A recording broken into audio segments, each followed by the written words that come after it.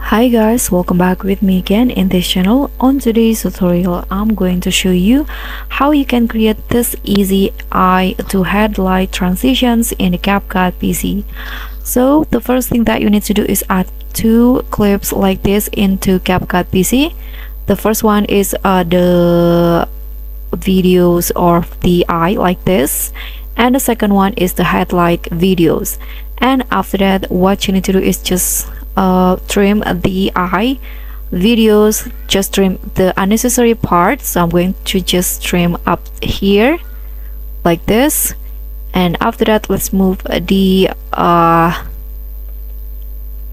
headlight clips into the top first to make it easier for you to blend it.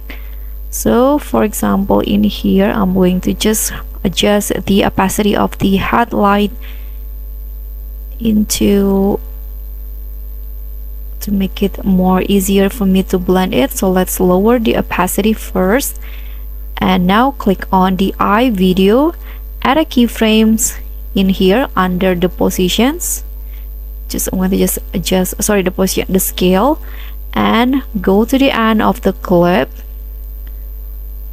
and add another keyframe on, just zoom the clip in and match the eye with the headlight position.